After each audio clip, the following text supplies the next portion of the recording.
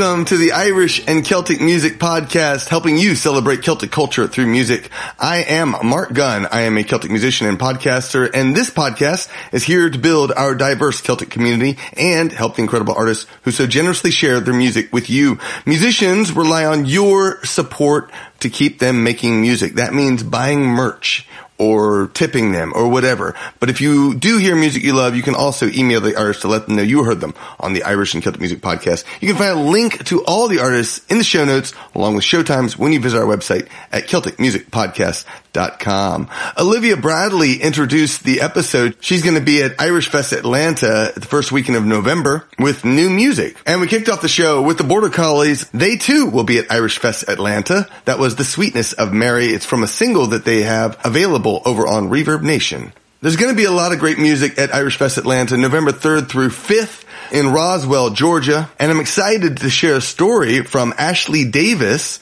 The Ashley Davis Band will be performing at Irish Fest Atlanta, along with Dervish and many, many more bands that I will be featuring all month long. If you're in a Celtic band and you want to submit music to the podcast, just complete the permission form at 4celts.com. And make sure you check out Miranda Nelson's Celtic t-shirt store. It is now live. You can buy a variety of fun Irish and Celtic inspired shirt designs in her store. Next up is the Kelly Girls with Miss Martha, Barney's Shenanigans, and Barney Get Home from their album May You Always.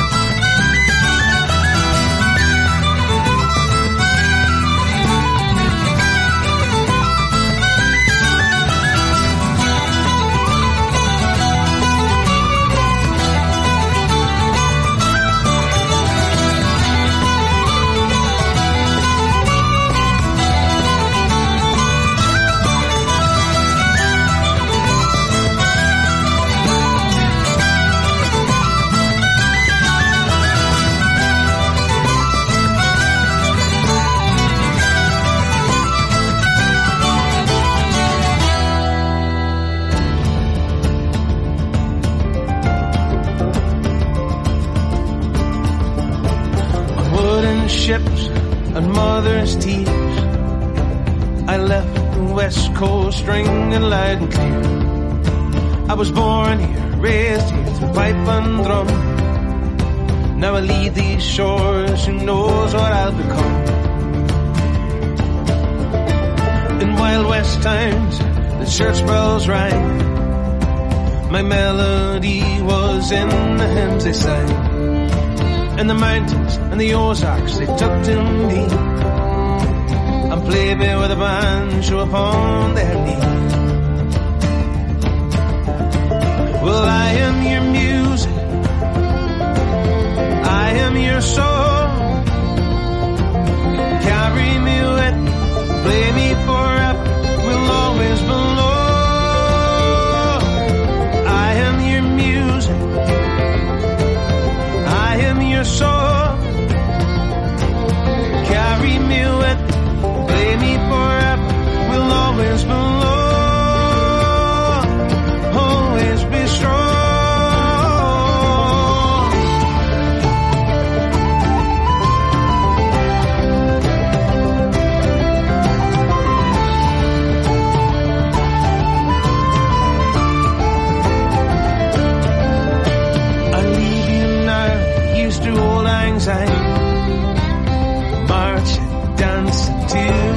divine. Don't find a stranger with the seeds are sown when you hear me playing somewhere down the road. Well, I am your music, I am your song. Carry me with, play me forever, will always belong. I am your music, I am your song. Carry me with, play me forever, will always belong.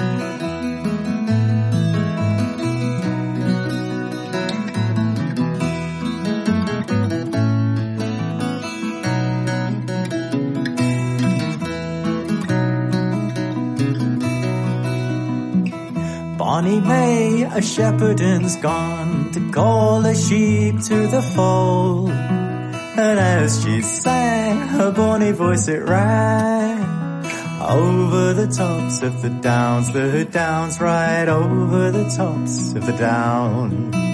There came a troop of gentlemen, and they came riding by, and one of them was lighted down.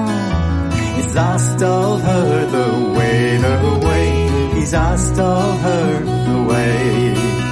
He's taken her by the lily white hand and by the green gown sleeve, and then he's had his way with her. He's asked of her no leave, no leave. He's asked of her no leave.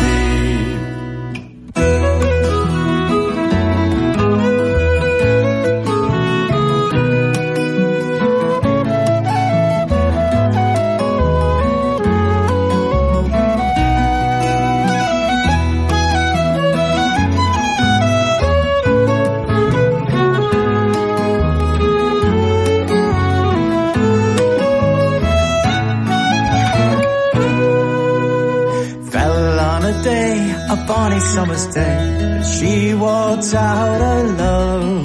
That self-same troop of gentlemen came riding over the downs came riding over the downs. He's mounted off his very brown steed, he set the fair maid on. Go call out the sheep, father, yourself.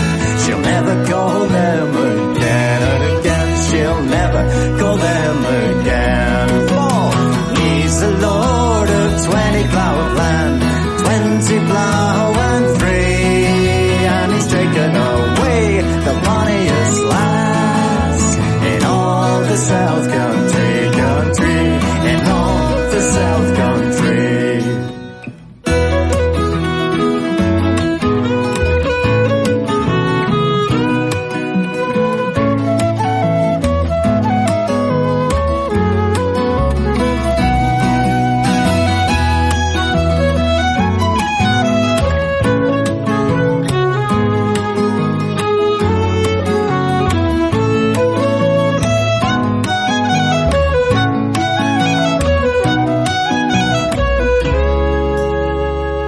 After the Kelly Girls came Matt McGinn, not to be confused with Matt McGinn, the Scottish songwriter from the 60s. This is a gentleman from Northern Ireland who has a new album called Behind Every Door. He's out of County Down, Northern Ireland. After Matt McGinn came Seldom Sober with Hornpipes, Across the Fence, Handcuffs, and Harvest Home from 6 Months in Confession. And we finished that off with Bonny May by Poitín from their album One for the Road. I want your feedback. What are you doing today while listening to the podcast? You can send a written comment along with a picture of what you're doing while listening. Email a voicemail message at CelticPodcast@gmail.com. You can also message me on Facebook. Christina Mari replied to the Celtic Music Magazine podcast feedback request. Hi, Mark. I love your podcast and have been listening to it for a while. It's very versatile, useful for running, cleaning, cooking, organizing teacher resources, and writing report cards. I'm a kindergarten teacher. I will be celebrating St. Patrick's Day by playing the harp and listening to more inspiring tunes, a la the Irish and Celtic Music Podcast. Thanks for sharing. Go Rama Agat. Thank you so much, Christina, for sharing. I hope all is well with your kindergarten teaching this fall. Dennis O'Brien replied, I listened while working and planning my Dungeons & Dragons game this week. On St. Patrick's Day, I'm cooking a meal for my wife's family, a tradition since we first started dating. We will also listen to the Dropkick Murphys concert from past years, if they don't have one live on YouTube. We will be singing along. My wife's Irish-born grandmother can't make it this year, but we will be making a phone call to far-off Minnesota. Fantastic. I hope you had a wonderful St. Patrick's Day. And finally, Stacia Offfield replied, we'll probably be doing school while listening. My kids like Irish and Celtic music as much as me. I am hoping to go to a nearby town's St. Patrick's Day parade. The town's name is Ireland, so they kind of blow it up. We'll probably continue to listen to music and I might tell some stories. That sounds like a lot of fun. I hope you had a great time. I sat down and had a wonderful interview with Ashley Davis of the Ashley Davis Band. She, of course, will be performing at Irish Fest Atlanta in November, and I am super excited to share this interview with you. We talk about how she got started in Celtic music. It's not a typical story. Plus, about some of her time on the Isle of Man and some of the incredible performers on her new album, When the Stars Are Out. Here is Ashley Davis. Welcome, Ashley Davis, to the Irish and Celtic Music Podcast. How are you doing today? I'm great. It's great to be here, Mark. Thanks for having me. I am excited to have you on the show. First off, Ashley is performing at the Irish Fest Atlanta first weekend of November, right? That's right. And we're the first night on Friday night. And you have a band playing with you? Yep. The Right. Ashley Davis Band will be there. Fantastic. And I want to get a little bit of a sense about where you come from with Celtic music. I was looking at your bio and trying to understand dig deeper, and I was like, I see something interesting here. I see that, you are a songwriter. You've traveled quite a bit. You had a residency or lived on the Isle of Man for a while. And now you have a new album with a whole bunch of incredible guests on it. And why don't we take us back a little bit and tell the audience about, who you are and where you come from. Well, I was born on the plains of Kansas and to a family with no Irish music background, but a heavy music background, folk music, bluegrass, old time, kind of anything, Motown, whatever. It was all played in the house, everything except Irish music, ironically. American music, good. American music, yeah. We had a lot of American music going. And my mom was an arts presenter for the University of Kansas. She booked all of the music and productions that came through the university here in Lawrence, Kansas. And so I was exposed to everything, from modern dance to Philip Glass to whatever. And I was always a sponge as a kid. And so when I was 18, I moved to Nashville thinking I was going to enter the country music scene there. And when I began actually writing my own music, it became clear from the response of people to not only the way I phrased things, the way I sang things, but also really the direction my writing took naturally, that I belonged in a different bin, to use an old term, and that it was the Celtic music bin. And so I started to actually go to used record stores and go to the world music section, and this is when I'm 18, and pull out every female that I could to try and sort of study them and see whether this did match up with my dreams and my writing, and did I like it. And so I was pulling out people like Moya Brennan and Lorena McKenna, who used, literature quite a bit in her writing, and really taking a look and going, oh yeah, I really do like this. I not only like the music, I like the depth of it, and I like the way that it transcends me to somewhere. And I'm thinking as an 18-year-old, I think my imagination can do that. I think I can do that for other people. So really my career starts from my writing, which is what, 20 years later, whatever, I end up being really known for more is the writing. And in this genre, that's strange, right? Because it's always about taking the old songs and making them something new in your own or your band's or whatever. And we do that with, occasionally, but 95% of what is on the album is something that I've written or co-written with somebody. Because when I then left Nashville, I moved to Limerick and I did my master's I went backwards. I did a Seanose master's, so I did it all in Gaelic. And I realized that in order to continue to be a better writer, I had to really understand the root of where it came from. And I loved the Irish language. So I really dove in my mid-20s into all of that material and did a lot of field recordings and went around Ireland, a little bit around Scotland, and got even more of a basis. And then I took a weird turn because I needed a job, and I became the lead singer for Lord of the Dance. Oh, wow. So I leave Ireland after a couple of years with a master's in Seanose, and I moved to Vegas, where I go out each night and sing 3 songs for that show.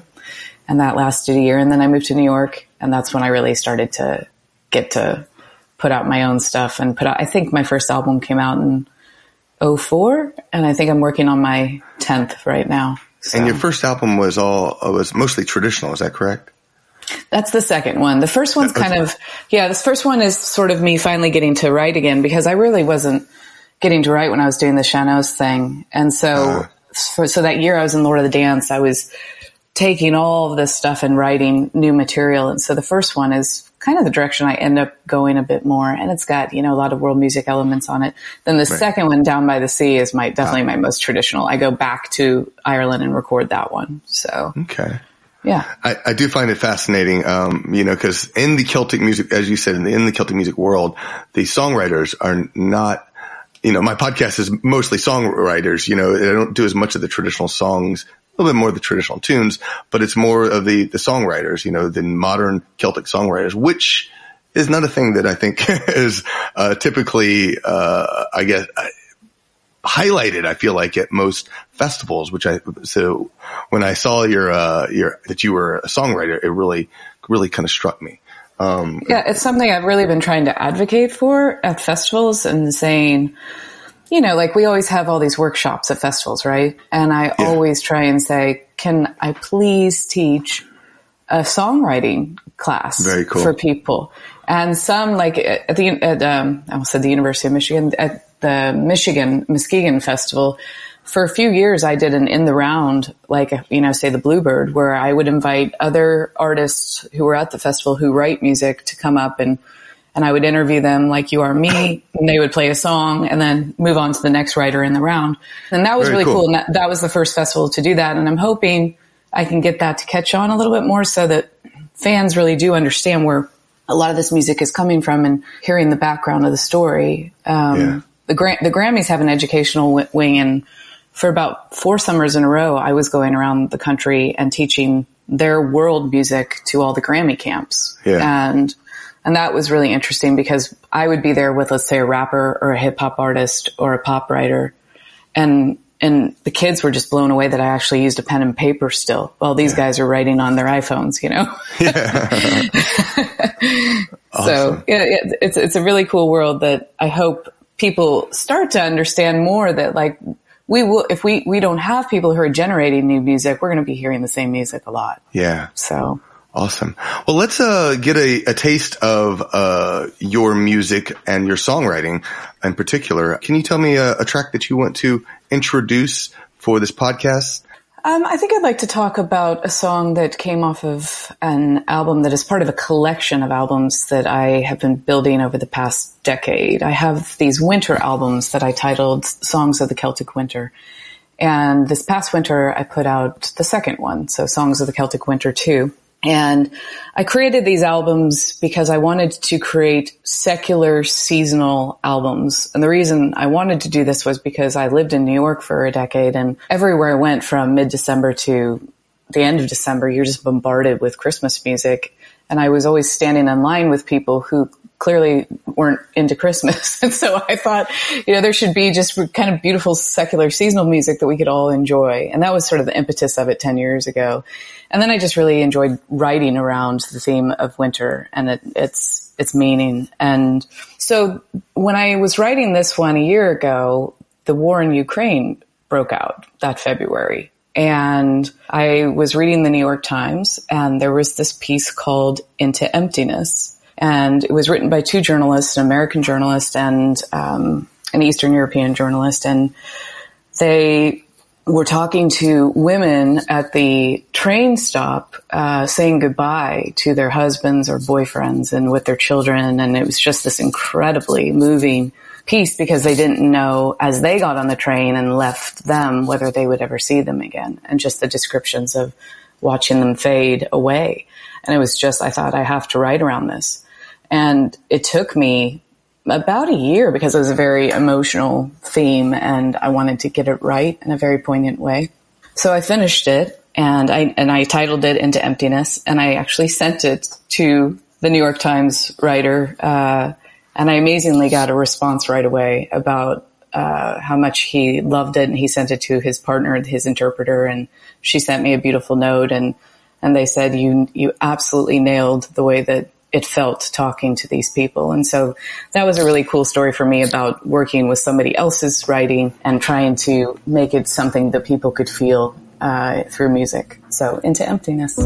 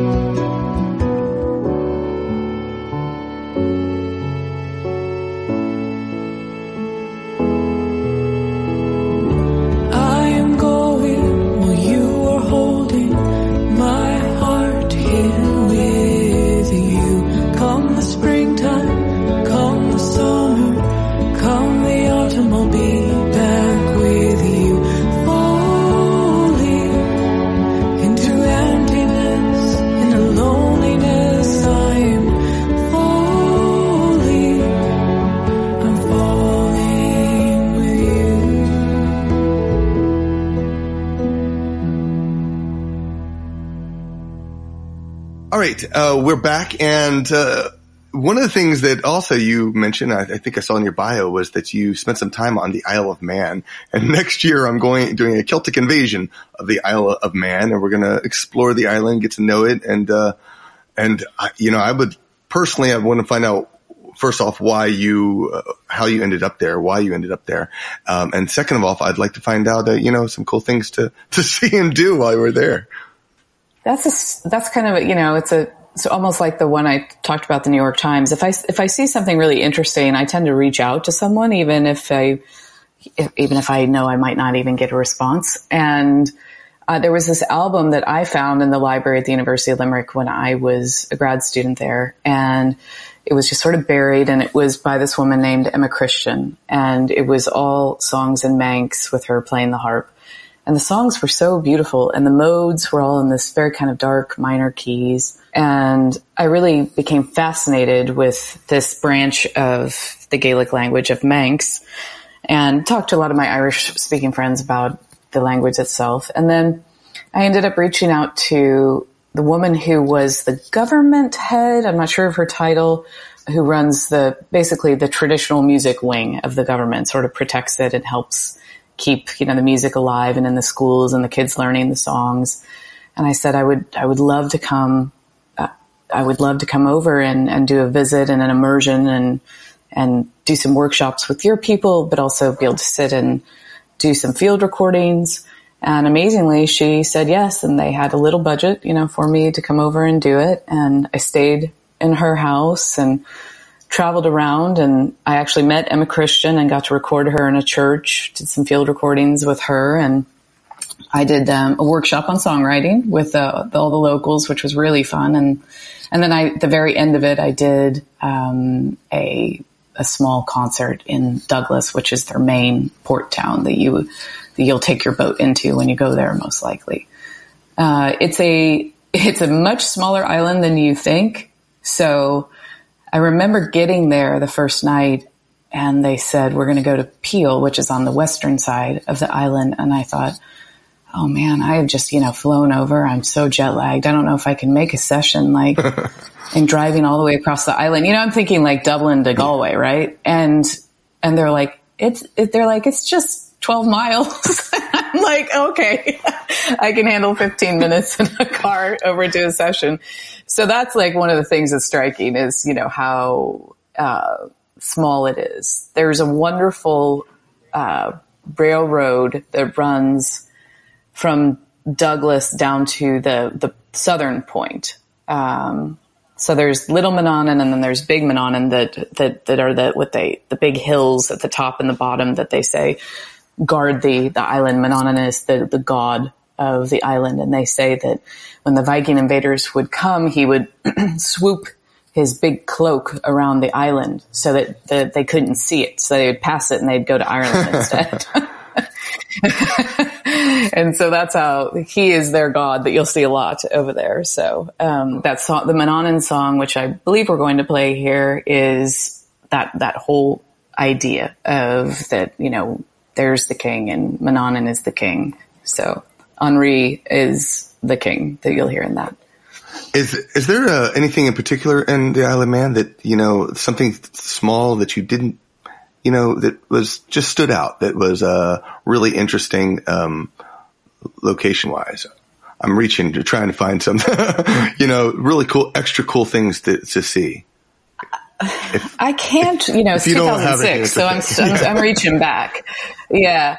I think that the one thing that I will tell you about it is that there's a very different vibration on that island. When you land on it, you feel something different. And, they are isolated and remember the Bee Gees are from the Isle of Man. So they do produce some excellent music coming out of there. I just think that you can see how beautiful the people are so incredibly friendly and they're so happy that people want to come and learn about their culture. And they are absolutely approachable to talk with and to understand and see, what is happening now in the island and what has happened. And their whole government system is quite interesting too. So dig into that. But I would say Barul is, the name of there's North Barul and then Southern Barul. That's where, Mannanan is watching over from. Being sure to see those. You can take the train. That's what I would say is the most beautiful thing to do. It's like an open cart train, that you can just hop on and take that from Douglas down to South Barul. And it's a beautiful trip. And then you get to just look over everything. I would say that's awesome. The highlight. All right. Well, let's play what's the name of the song again? Mannanan song. The Mannanan song. From Down by the Sea.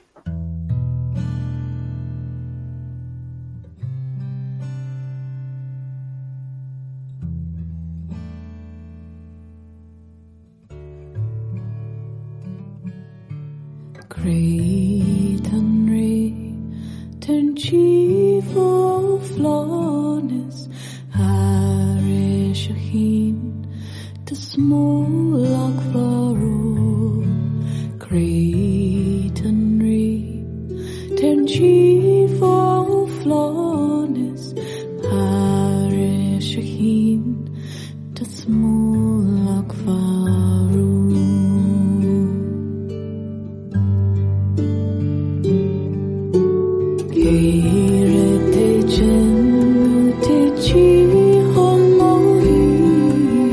Soy for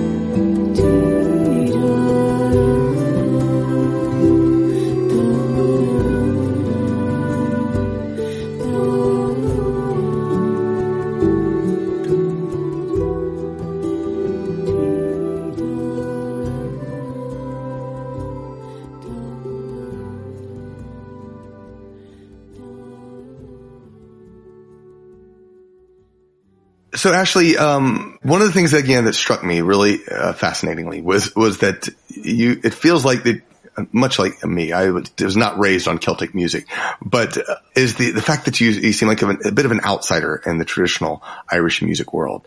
So how does that feel, and how have you felt like you've incorporated yourself a little bit more, ingratiated yourself? I see that you like reaching out to people, which I think is just brilliant and amazing that you do that, and seeking these immersion experiences. Is there anything else? Can you tell me a little bit more? At first, when I was, say a Kansas kid moving to Ireland and doing the Sean-Os Masters, yeah, you really feel like a fish out of water. But at the same time, it felt kind of great to be really different, right? And I've never had an issue with that. And then what I really realized as I grew older and I was producing with my producer Gowan Matthews and creating these albums, that because I don't come from a traditional pedigree, I don't have any limitations around me. So I didn't have to follow any rules. So I could, a lot of those artists who are brought up within that tradition, they have a heavy mantle on their back to continue it, right? And I don't have that. And so all these influences that I grew up with, I could just throw it in, and it became just like, oh, Ashley's doing something weird again. She's doing an electronic album this year, and it was just like that was cool to be different that way. And I've really enjoyed having no frontiers, for a Kansas kid, that's a good feeling. And, so I would say that was my experience. Was at first I sort of felt like, oh man, I don't think I'm ever going to be accepted. And then to go, wait, why don't I just create my own path, and let's see who within this tradition likes what I'm doing. And those are going to be the people who end up working with me. And it works really well when you find those people who are influenced by other things besides tradition, or, grew up around it, but say weren't heavily, into trad so much that they feel like that's all they can do is push straight ahead with trad. So, and that's how I end up with the band members that I end up with. Coming with me to Atlanta is the original four of us who created the Ashley Davis Band. And that's Dave Curley, Colin Farrell, and Will McMorrin. And during COVID, when we began to create When the Stars Went Out, that was the first band album that we did together. It was really fun because we had to do it all remotely and send all these tracks around. And I was always pushing everybody to write. I said at the very beginning of that project, I want to co-write a track with all of you, all four of you, or three of you. And they said, okay. And so Colin sent me this really beautiful, he's not a songwriter, but he's a massive tune writer.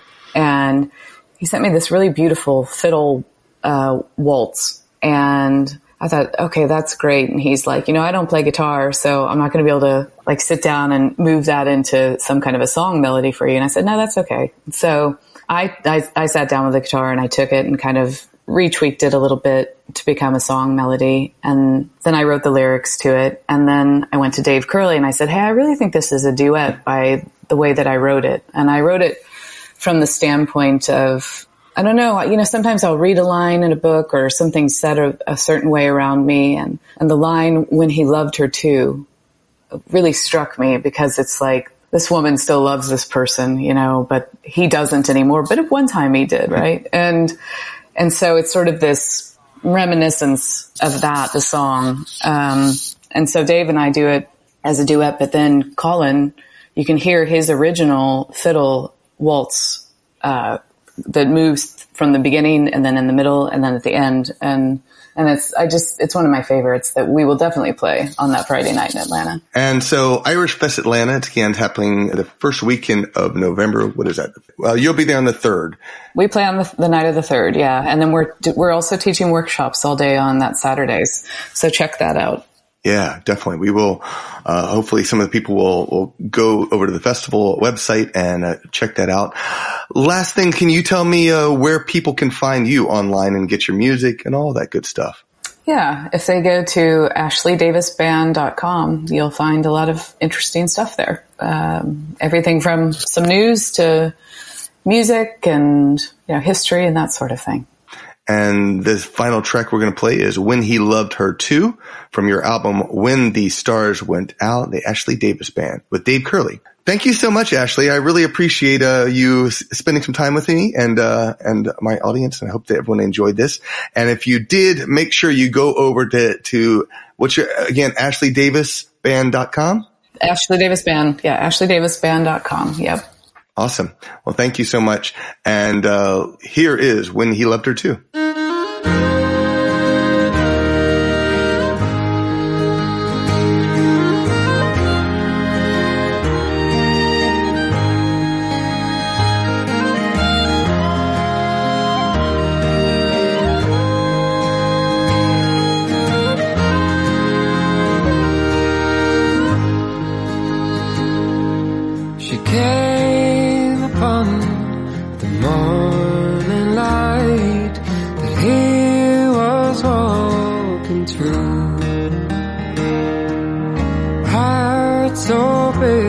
So strong, so bright, when he loved her too. He found her waiting in the stars as he moved the fields that grew among the breaking waves afar, when he loved her.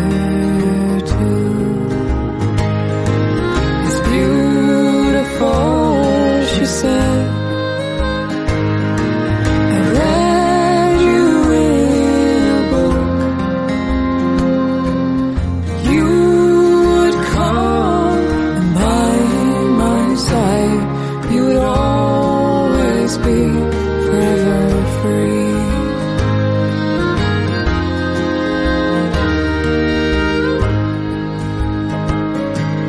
The days moved on to years and go as they move through the blue. She knows his heart better than all, when he loved her too. The trees were flowing by, the English countryside. You would come and by my side, you would always be forever free.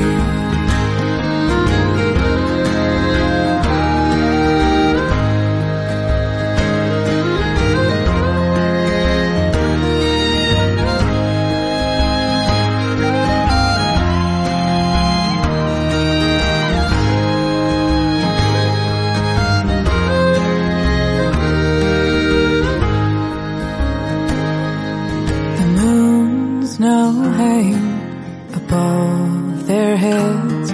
It's a song they're moving through, and she wonders nightly from her bed if he loved her too. Her mama said, oh, he'll leave you in the fall. The winds will blow, and then you'll know if he loved you too. If he loved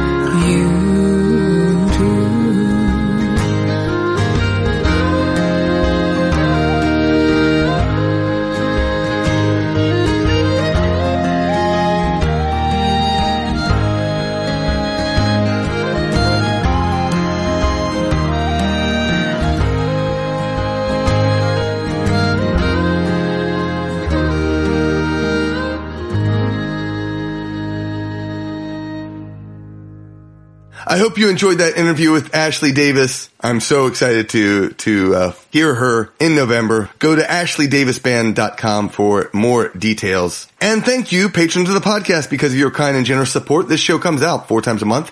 Your generosity funds the creation, promotion, and production of the show. It allows us to attract new listeners and to help our community grow. As a patron, you get music-only episodes before regular listeners. You get to vote in the Celtic Top 20, and you get a private feed to listen to the show. All that for as little as $1 per episode. Plus, you get Celtic stories, some one-off experiences, including one from Ashley Davis. They'll be coming out soon. A bonus story. So go make sure you head on over to Patreon and sign up so you can enjoy those stories. A special thanks to our Celtic legends, Bill Mandeville, Marty Myers, Brenda, Megan Walker, Karen, Emma Bartholomew, Dan McDade, Bob Harford, Carol Burrill, Miranda Nelson, Nancy Barnett, Kevin Long, Gary R. Hook, Linda McNeil, Kelly Grod, and Annie Lurkowski. Thank you so much for your incredible, kind, generous donation. That's why you are a Celtic legend, because your generosity is overwhelming. Thank you so much. Here is your 3-step plan to support the podcast. Number 1, go to our Patreon page. Number 2, decide how much you want to pledge per week. You can do $1, $5, $10. You can even do $25 like our Celtic legends do, and make sure you cap how much you want to spend per month. They might just be pledging $25. They might be pledging $1,000 per month. But it's all at the Celtic Legends level, and they're capping it. Okay, it's not $1,000, but I'm still waiting for that pledge. So make sure if you want to be the first person to do that, I would love it. And number 3, keep listening to the Irish and Celtic Music Podcast to celebrate Celtic culture through music. You can become a generous patron of the podcast on Patreon at songhinge.com. The Crossjacks are up next with Skye Boat Song. It's from their album, The Crossjacks.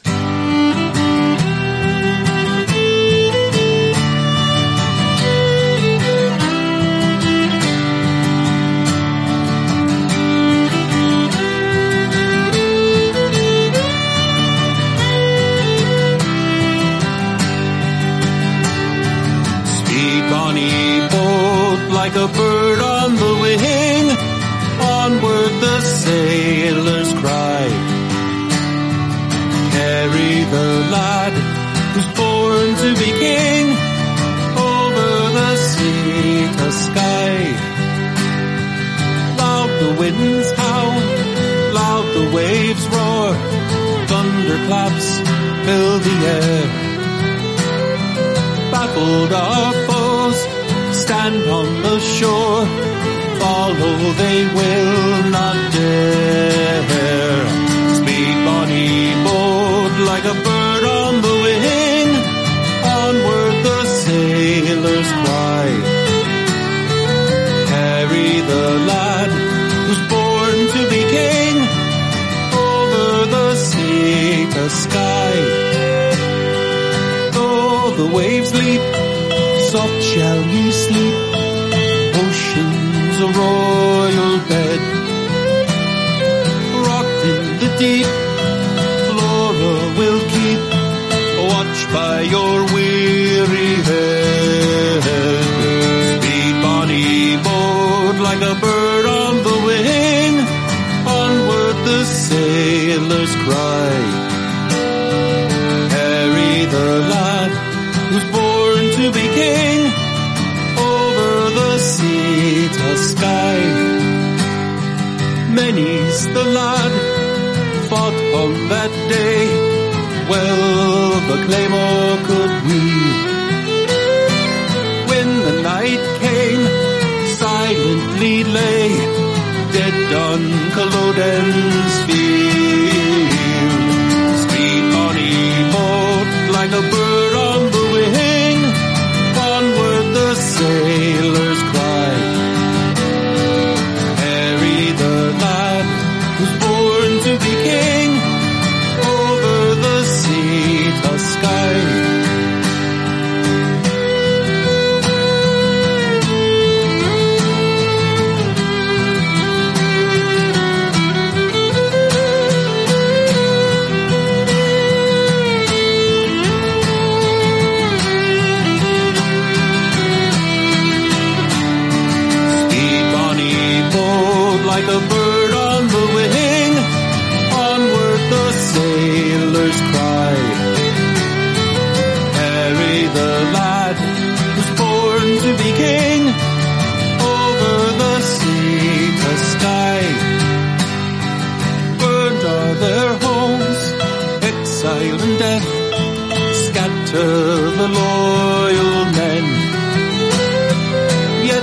the sword cools in the sheath, Charlie will rise again. Speed, bonny boat, like a bird on the wing, onward the sailors cry. Harry the lad who's born to be king, over the sea to Skye. Speed, bonny boat, like a bird on the wing, onward the sailors cry. Harry the lad who's born to be king, over the sea to Skye.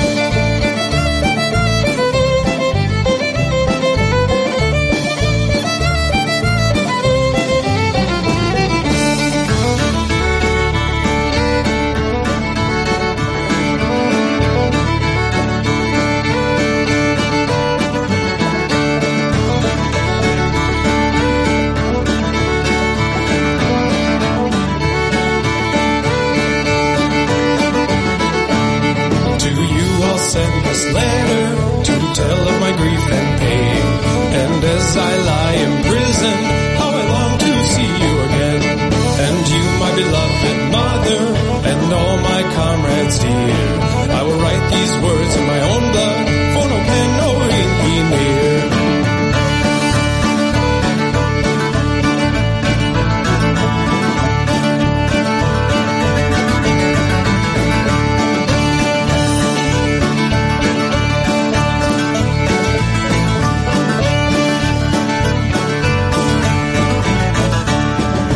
Friends in arms, my children, please weep for me and pray.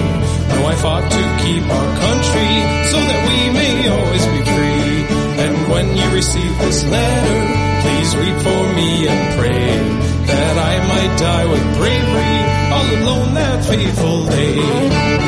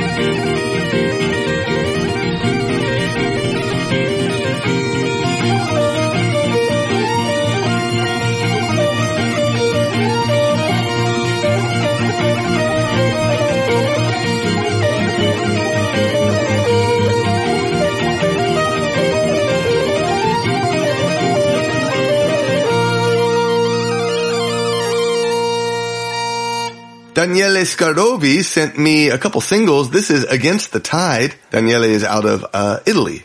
I love getting the international artists, so if you are one of those or you know someone, drop them a line.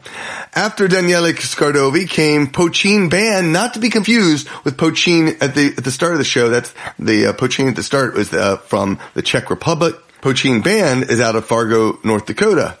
That was Road to Batoche from Banks of Red River. And we finished up the set with Xavier Boderiou with Gavotte, pourlet from Liamm.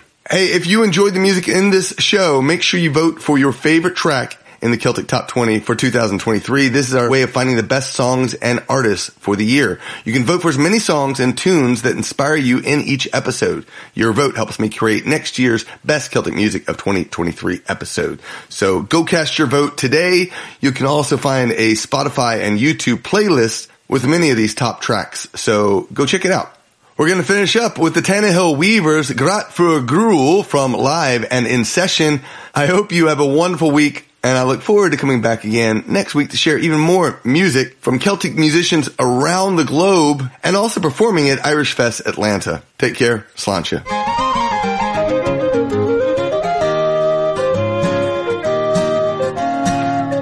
There was a weaver in the north and low, but he was cruel.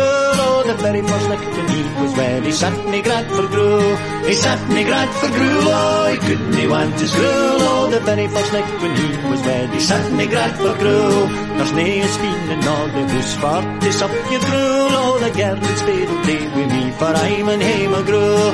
For I'm in hame a Gruel. Oh, can he want my Gruel? Oh, the girl's fatal day with me, for I'm in hame a Gruel.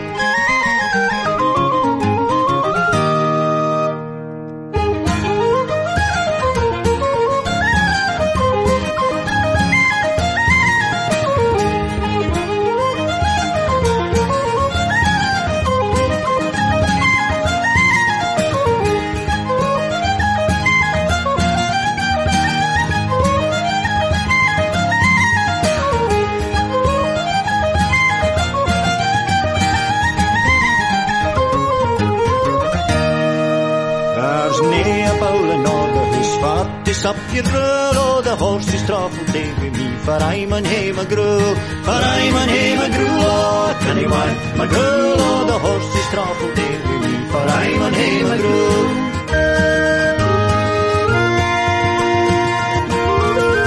She get bend a house for wine and cake and drocht them ben in a stool, oh, go walk with your father alls, for I'm in hame a Gruel, for I'm in hame a Gruel, oh, can he want my Gruel, oh, go walk with your father alls, for I'm in hame a Gruel.